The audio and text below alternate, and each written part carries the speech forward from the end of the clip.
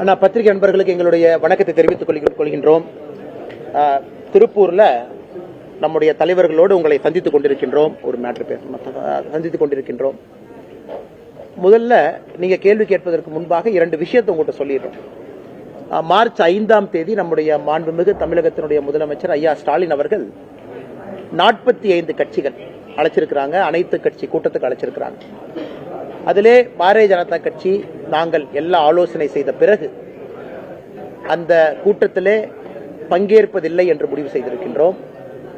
அதற்கான காரணத்தை முதலமைச்சர் அவர்களுக்கு கடிதம் மூலமாக இன்று தெரிவித்திருக்கின்றோம். முதலமைச்சருடைய கடிதத்திற்கு பதில் கடிதத்தை சற்று நேரத்திற்கு முன்பு, சில நிமிடங்களுக்கு முன்பு அனுப்பியிருக்கிறோம்.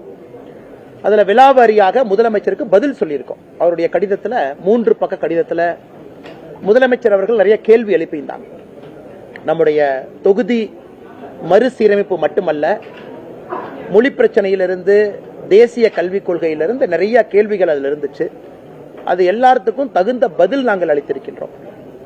அளித்துவிட்டு முதலமைச்சருக்கு அதே நேரத்தில் தெரிவிச்சிருக்கிறோம்.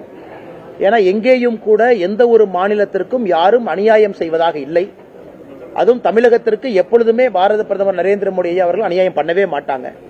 அப்படி இருக்கும் பொழுது எதற்காக அனைத்து கட்சி கூட்டத்தை கூட்டியிருக்கிற கேள்வியை நாங்கள் எழுப்பியிருக்கிறோம்.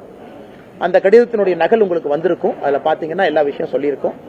அதுல முதலமைச்சருக்கு சில கேள்விகள் நாங்கள் கேட்டிருக்கோம். எந்த ஆதாரத்தின் அடிப்படையில் நீங்க சொல்றீங்க 848 சீட் ஒதுக்குவாங்க, அல்லது தமிழகத்திற்கு 22 சீட்டு கொடுக்கணும், ஆனா 10 சீட் தான் கொடுப்பாங்க, எக்ஸ்ட்ரா 12 சீட்டு கொடுக்க மாட்டாங்க, எந்த ஆதாரத்தின் அடிப்படையில், யார் உங்களுக்கு தகவல் கொடுத்தது? ஒருவேளை இவங்க தான் சொன்னாங்கன்னு நீங்க தெரியப்படுத்தினா எங்களுடைய முடிவை நாங்கள் மறுபரிசீலனை செய்ய தயார். நீங்க எதுவுமே இல்லாம உங்க பாட்டுக்கு செயற்கையாக மக்களுடைய அடிப்படை பிரச்சனைகளை பத்தி பேசுறதுக்காக அனைத்து கட்சி கூட்டத்தை கூப்பிடுங்க. பெண்களுக்கு எதிராக நடக்கக்கூடிய பாலியல் வன்கொடுமைகள், மாணவ செல்வங்களுக்கு எதிராக பள்ளிக்கூடத்தில் நடக்கக்கூடிய பாலியல் வன்கொடுமைகள், இதற்கு எதிராக அனைத்து கட்சி கூட்டத்தை நீங்க வைங்கன்னு நாங்க டிமாண்ட் பண்றோம். இல்லாத ஒரு விஷயத்திற்காக எதற்கு அனைத்து கட்சி கூட்டத்தை வைக்கிறீங்க அதெல்லாம் நாங்க சொல்லியிருக்கோம். மக்கள் தொகை அடிப்படையிலா இல்ல விகிதாச்சார அடிப்படையில் இந்த குழப்பமான விஷயத்தை அண்ணாமலை ஒரு நிமிஷம், இந்த பிரச்சனை கிளப்புனது யாருங்கண்ணா? தொகுதி மறுசீரமைப்பு அப்படின்னு ஃபர்ஸ்ட் இந்த புரளியை கிளப்புனது யாரு? மாண்புமிகு முதலமைச்சர் ஐயா ஸ்டாலின் அவர்கள் கடிதம் போடுறாரு. எனக்கு டெல்லியிலிருந்து சொன்னாங்க, எனக்கு தகவல் வந்துச்சு, எனக்கு ஒரு இன்ஃபர்மேஷன் இருக்கு, 848 சொன்னாங்கன்னு பிரச்சனை ஆரம்பிச்சது அவர். அந்த பிரச்சனைக்கு முற்றுப்புள்ளி நாங்க வச்சிருக்கோம். என்ன வச்சிருக்கோங்கண்ணா? அதாவது புரோரேட்டா, விகிதாச்சார அடிப்படை அப்படின்னு நம்ம சொல்லியிருக்கோம். அப்படின்னா என்ன அர்த்தம்? எனக்கு இந்தியாவில் 543 மக்களவை தொகுதிகள் இருக்கு, 543 பாராளுமன்ற உறுப்பினர்கள் இருக்கிறாங்க. தமிழகம் 39 பேர் நாம இருக்கோம்.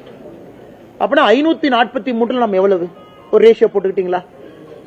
7.1516% இருக்கும். 7.2% குறைவு. நாளைக்கு அது 600 சீட்டோ 700 சீட்டோ 800 சீட்டோ 900 சீட்டோ அது வரும் பொழுது விகிதாச்சாரம்னா என்ன?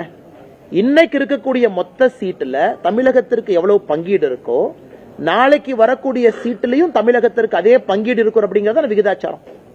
நாளைக்கு அது 1000 சீட்டு போனாலும் அதே 7.2% தானே. இன்னும் யூபிக்கு இருக்கக்கூடிய மொத்த எம்பிக்கள் 543 எத்தனை சதவீதமோ நாளைக்கு சீட் அதிகமான பிறகு கூட அதே அடிப்படை தானே. இதுதானே விகிதாச்சாரம், இதான ப்ரோரேட்டா. இதை மறுபடியும் குழப்பி ராசா அவர்கள் போன்றவர்கள் எல்லா தலைவர்களும் இதையும் புரிஞ்சுக்கலனா அவங்களுடைய நோக்கம் என்ன?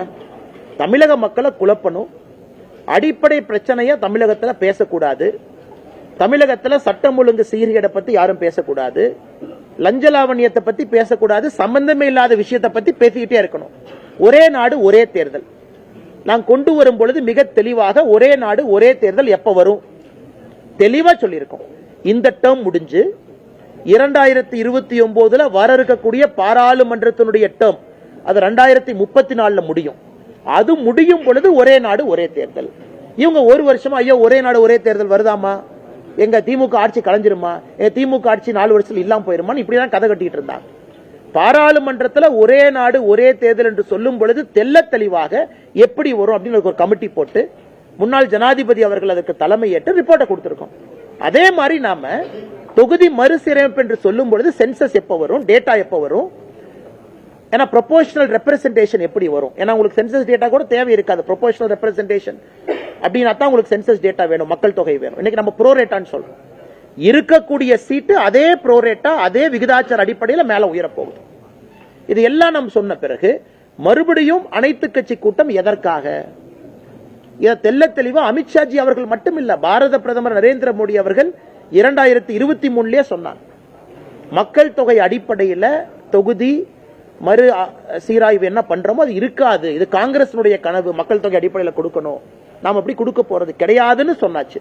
சொன்ன பிறகு மறுபடியும் நீங்க குட்டை குழப்பறீங்கன்னா, நீங்க தமிழகத்தில் நடக்கக்கூடிய பிரச்சனையிலிருந்து திசை திருப்புவதற்காக நீங்க ஏமாத்து வேலை செய்றீங்கன்னு தான் அர்த்தம்.